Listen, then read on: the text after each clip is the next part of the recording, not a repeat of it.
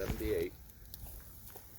And I got the name the Hill Prairie King because I got to see the most hill prairies. I saw over 440 hill prairies and glades on the Mississippi, Illinois, and Rock Rivers.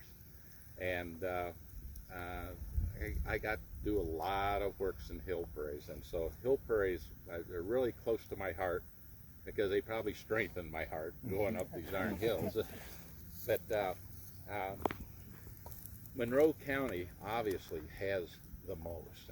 I remember when we started doing the first work on identifying them, we would look at aerial photographs going back to the 1930s and at that time going up to the late 1960s in the ASCS offices, and we'd be looking at all the openings that were found on these bluffs.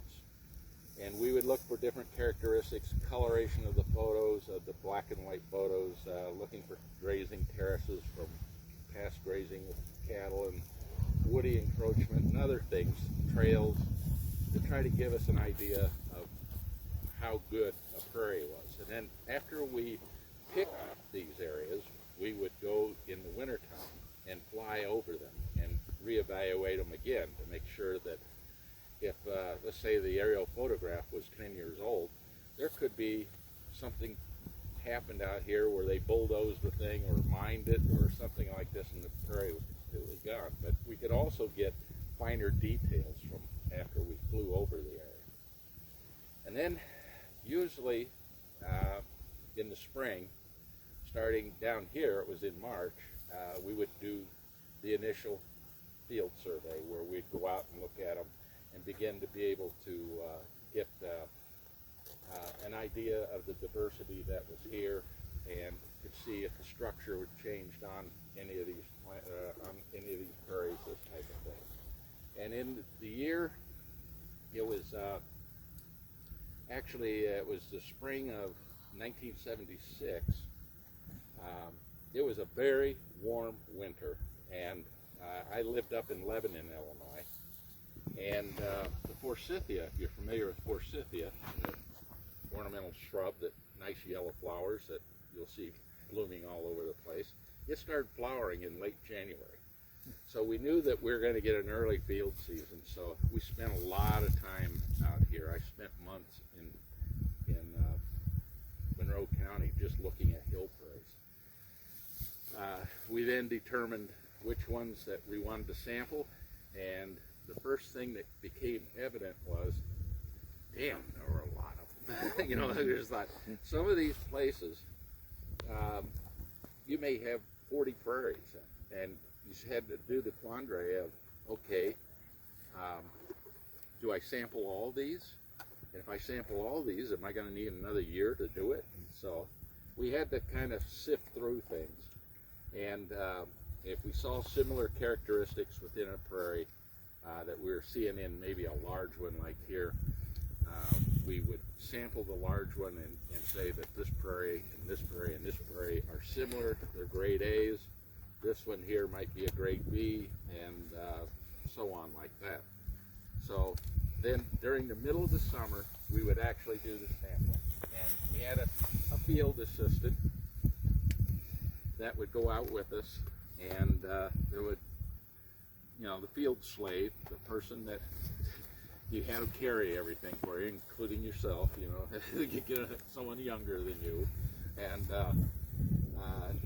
we would go out and sample these things. Now, when we sampled them,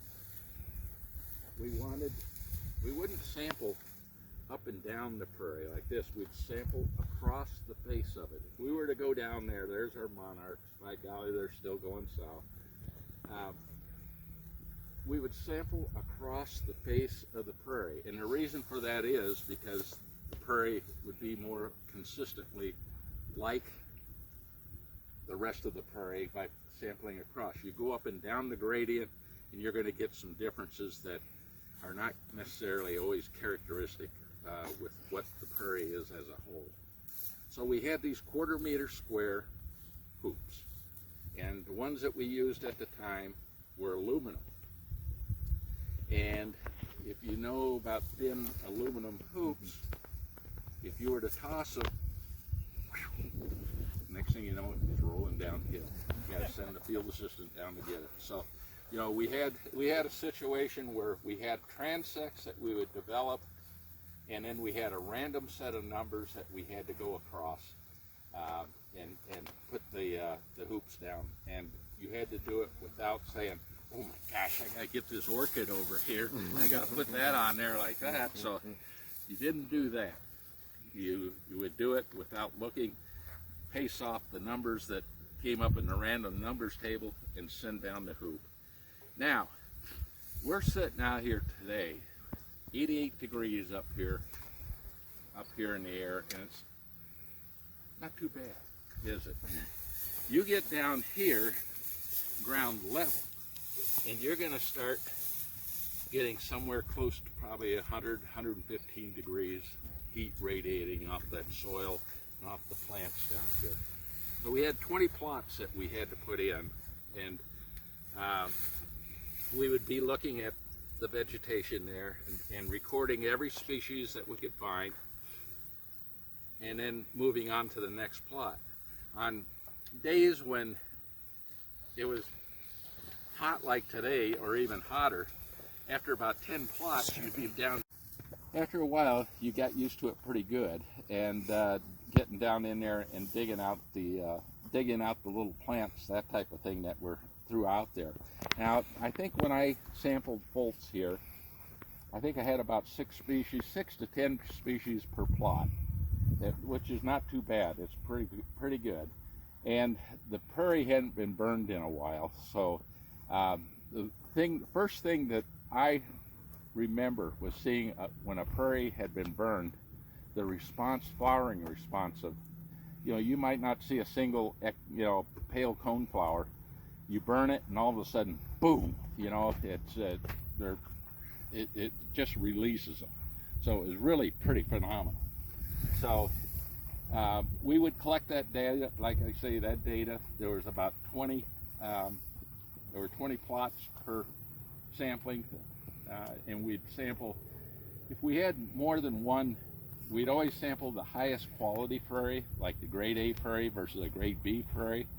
And a grade B prairie may be one that's just less diverse, or it may have shown some aspects of grazing in it where the diversity was a little bit lower, that type of thing.